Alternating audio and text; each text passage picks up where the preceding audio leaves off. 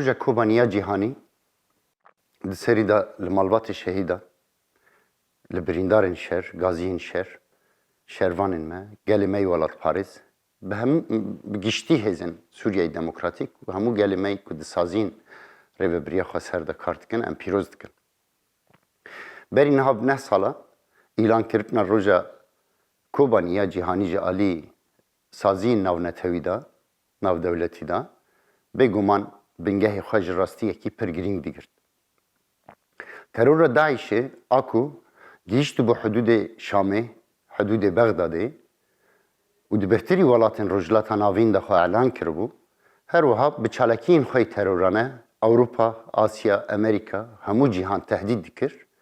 Berê xwe dabû bajarê Kobanî ku ji xwe re sîstemekî xwe dabû avakirin, bi şêwra xwe ya civakî, alî xwe zagonsazî, alî xwe rêvebirî û alî xwe edaletê dabû avakirin. Her wiha hêzên xwe parastinê dabû avakirin û projeya xwe bi vî rengî pêşkêşî Sûriyeyê kiribû. Bi her du kantonên Dinî Efrîn û Cizîrê re. Ev hêza terorane a cîhanî a ku silahên herî pêşketî ji artêşa Sûriyeyê û her wiha ji artêşa Iraqê girtibû û çalakiyên terorane û êrişî li her derê cîhanê dikir, Kobanî ji bo xwe kelemekî mezin dît. Çima ji ber ku Kobanî ji pîvan û exlaqê civakê hatibû rêxistinkirin. Şêwra civakê bû. Hêviyên civakê de azadî, demokrasî û jiyanekî rûmet de hatibû rêxistinkirin li Kobanî û her du kantonên Efrîn û Cizîrê. Ji lewra hêzekî tariyane, hêzekî zalim, hêzekî ku dixwaze hêzekî terorane ku dixwaze her kesî bixebin destê xwe û bi hukm bike, li gor xwe bikarbîne, Kobanî fikrê wînî azad, fikrê wînî bi li gor nirx û pîvanên civakî ji bo xwe xeterî dît. Ji lewra jî me dît ku hemû hêza xwe ku ji artêşa Iraq, artêşa Sûriyeyê û çeteyên herî xeter, kesayetên herî terorîst di cîhanê de kom kiribû pê êrişî ser Kobanî hate kirin. Ev bêguman piştî pêvajoyekî ku terora Daişê êdî ji alî cîhanê ve hatibû nas kirin, her wiha zerar dabû hemû însaniyetê û li hember wêne artêşên heyî di herêmê de van dewletên statûperest artêşên heyî bi bin diketin, rûxmî hejmara wanî zêde, rûxmî demdirêjiya avabûna wana, rûxmî tecrûba wanî eskerî, me didît ku li hember terora Daişê teslîm dibûn, çekê xwe berdidan, coğrafya welat berdidan û ti artêşbûnekî ku di bin xizmeta civakê de civakê biparêze tinebû. Li ber li Kobanî hêza ku civakê dabû avakirin, evê hêzê girêdayî pîvan û exlaq û çanda civakê xwe bi rengekî fedayane li hember vê terora cîhanî a ku artêşin ku hêzên cebarût û îmkanên pir mezin di destê wan dabû bi ser diket li hember va hêza civakî nikarbû pêş de bihata. Berxwedanekî mînak hate nîşandan. Ji lewra di demekî vî rengî de ku şoreşa Rojava di Kobanî de xwe îfade dikir û berxwe dida ji bo azadiyê, ji bo demokrasî, ji bo jiyanekî bi rûmet, di serî de rêber Apo ku wî çayî seferberî ji bo Kobanî de îlan kirin, her wiha sekna civaka exlaqî polîtîk ku li kê derê Daeş hebe wê li hember şer bike da diyar kirin, me dît ku gelê Kurd jî her çar parçeyên Kurdistanê berê xwe da Kobanî, keç, xort û gencên gelê Kurd berê xwe dan Kobanî û Kobanî xwastin biparêzin. Her wiha şervanên azadiyê, gerîlayên azadiyê ji serê çiya berê xwe dan Kobanî û parastina Kobanî. Biryar girtin û hatin tevlî parastina Kobanî bi rengekî fedayane bû. Dîsa vê rastiyê, vê heqîqeta ku berxwedana Kobanî derxiste ortê li cîhanê de, me dît ku hêzên Rojhilata Navîn, hêzên cîhanî li derdora Kobanî wekû xelasiya bi tenê ji terora cîhanî a ku hemû artêş li hember bibin dikevin, ji xwe re dît û hatin tevlî berxwedana Kobanî bûn.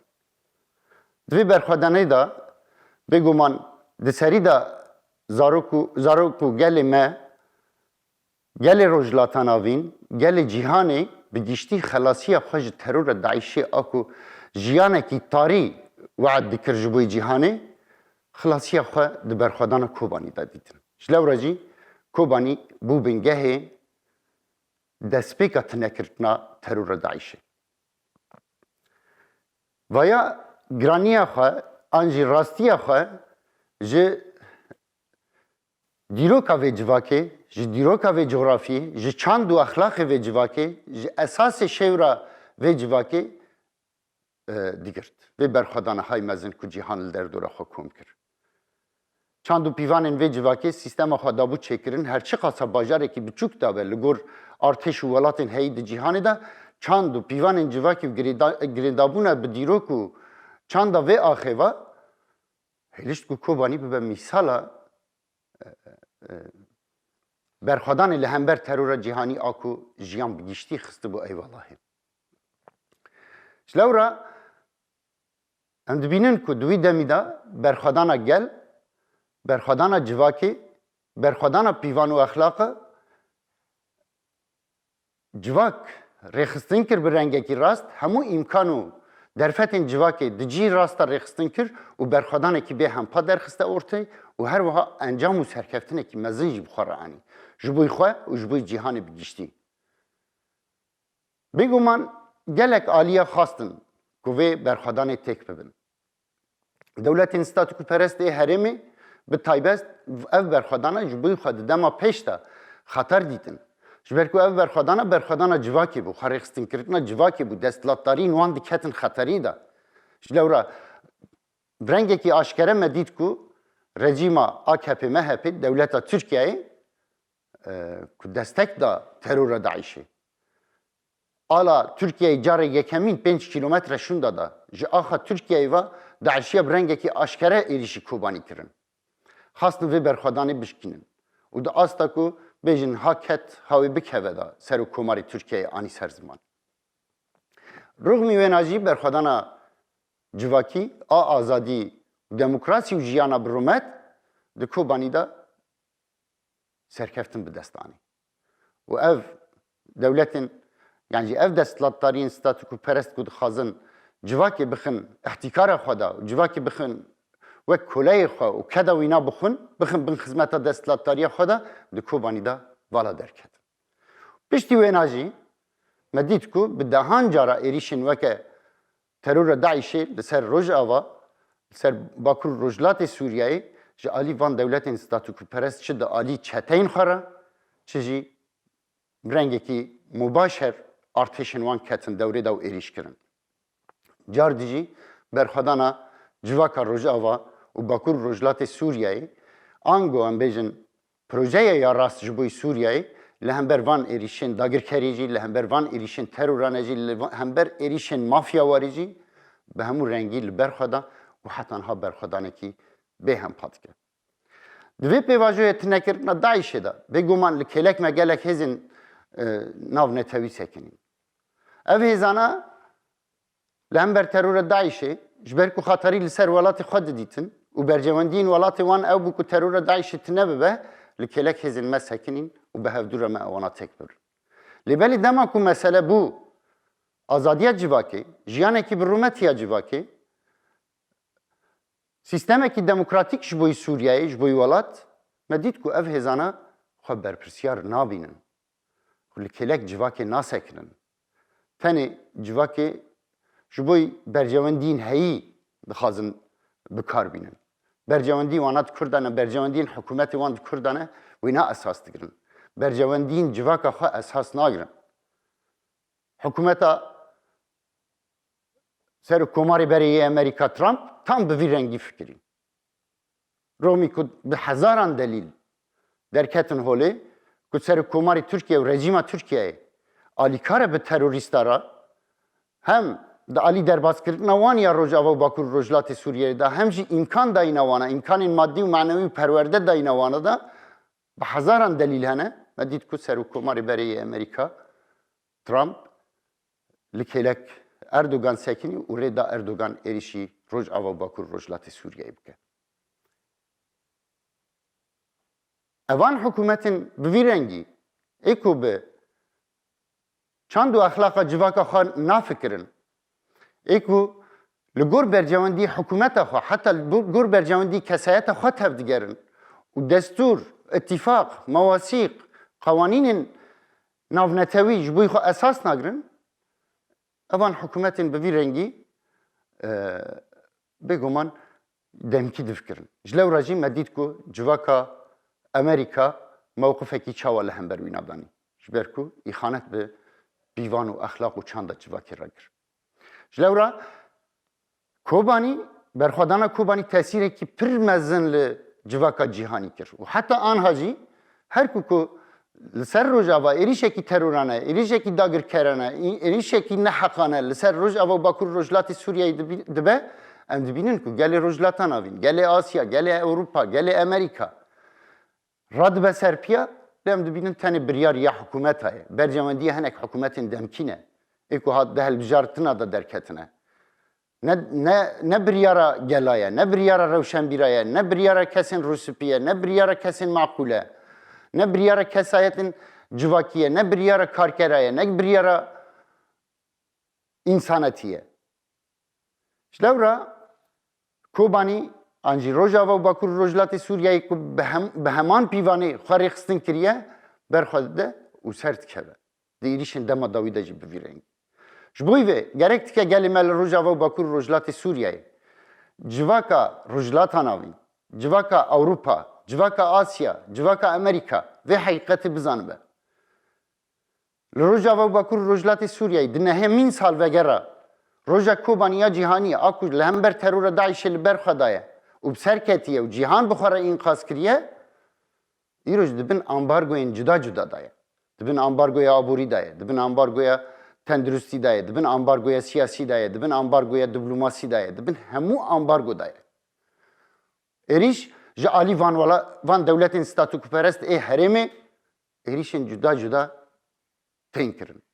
Çi bi artêşên dîrek bi artêşê xwe be, çi dirêka terorê re be, çi dirêka çêkirina grûpên terorîst be, ev dewletên ku ji xwe re dibêjin dewletin û xwedî statûne, xwedî destûrin, xwedî itîfaqin, xwedî mewasîqin û li coğrafiyên stratejîk de ne em dibînin ku ev hikûmetane birêkin bê exlaq êrîş dikin. Ji lewra pêwîst dike ku gelê me bizanibe. Dema ku terora Daişê êrişî Kobanî kir, kesekî Kobanî nas nedikir. Kesekî Rojava nas nedikir. Kesekî rêbazê ku sîstema her sê kantona li Rojava, li Cizîr û Kobanî û Efrînê hatî avakirin fam nedikirin. Kengî fam kirin, dema ku Kobanî li hember terora Daişê berxwe da û serkeftin bi dest anî. Tevlîbûna cîhanê, artêşên herî mezin di cîhanê de tevlîbûn ji bo Kobanî çêbû. Roja îro jî pêwîst dike ku em rastiya wê rojê ya şerê gelê şorişgerî a ku di hindir Kobanî de hat meşandin, pêwîst dike ku em baş fehm bikin. Li gor wêne jî xwe baş rêxistin bikin. Li gor wê jî em xwe di ber çavra derbas kin û cardî wê hêza şorişgerî, wê hêza welatparêzî rêxistin bikin. û xwedî li nirxên şoreşê derbikevin. Ku gelek ked xwehdan kedekî mezin hate dayîn. Bi de hezara şehîdê me çêbûn. Bêguman şehîdên me, her şehîdekî me melhemeya wî diyar e. Mezara wî diyar e. Serkeftina wî diyar e. Çawa li ber xwe daye, çawa dijmin têk biriye, çawa biryar daye, çawa tevlî berxwedanê bûye, diyar e. Ji bo vê jî pêwîst dike ku em pîvan û üslûbê destpêka şoreşê şerê gelê şorişgerî em cardî di ber çavra derbas kin û em dibînin ku kaosa cîhanê her ku diçe kûr dibe. Em dibînin ku şerên pir mezin di cîhanê de tên bikar anîn. Teknîka herî pêşketî tê bikar anîn. Terora herî mujrim tê bikar anîn. Qetil tê kirin, zarok tê qetil kirin. Li her derê berveşerekî cîhanî yê siyemîn diçin. Li Rojava û Bakur Rojlatê Sûriyeyê em dibînin ku modela herî maqûl ji bo çareserkirina hemû pirsgirêka, modela herî munasib ji bo çareserî li Rojava û Bakur Rojlatê Sûriyeyê derdikeve holê. Hemû pêkhate, hemû ol, hemû çand, hemû siyaset dikarin bi hevdûra di heman projeda, di heman şewrêda, di heman biryarê de itîfaq bikin û bi ser bixin. Ji lewra barekî giran dikeve ser civaka Rojava û Bakur û Rojhilatê Sûriyeyê. Û îroj nemûzecekî çareseriyê pir bihêz derxistine holê. Ji üslûbê şer zêdetir, üslûbê şewrê, biryarbûyîn, xwe naskirin, xwe rêxistinkirin û ji bo jiyanekî azad, jiyanekî birûmet û sîstemekî demokratîk karkirin ew e ya ku bi ser dikeve. Ew e ya ku mirovatî qebûl dike. Ew e ku ya însan têde xwe bi rûmet û bi hurmet û bi serkeftî hîs dike. Dikare têde xulukkarî bike. Ev e. Ev jî em dibînin ku tenê li Rojava û Bakur û Rojhilatê Sûriyeyê heye. Di vê demê de ku ambargoyên pir mezin li ser civaka me heye, her wiha êrişên terorane, êrişên dagirkeriyê, êrişên mafyawarî li ser gelê me hene û berxwedana gelê me, berxwedana hêzên me û saziyên ku li Rojava û Bakur û Rojhilatê Sûriyeyê ku bi şewra gel hatine avakirin, em dibînin ku rûmî van hemû ambargoya em dimezînin ku serkeftinekî pir mezin jî bi dest dixin û hîna di jiyana azad û bi rûmet û sîstema demokratîk de îsrar dikin. Ser vê esasî, serva ke de ku bi salan e hatiye dayîn, xwîna hatiye rijandin, fedekarî û qehremanî û efsaneyên me ê şehîda ê ku îroj di nava destê me dane ku zarokê xwe em li ser wîna mezin dikin, li ser vê esasî pêwîst dike ku em berxwedanê mezin bikin. Xwe rêxistinkirinê mezin bikin. Xwe naskirinê mezin bikin. Keddayînê mezin bikin. Li gor wê jî hemû rengên dagirkerî û terorê û mafyawariyê bişkînin. Cardî di nehemîn salvegera Roja Cîhanî ya Kobanî a ku destpêka têkbirina terora Daişê li Kobanî dest pê kir, em li gelê xwe welat Parêz, li Bakur û Rojhilatê Sûriyeyê, li Rojava, li hemû şervanên azadî û hêzên me di çepera de, li hemû însanên ku azadî xwaz, demokratî xwaz û jiyana rûmet xwaz, em pîroz dikin û serkeftinê dixwazin.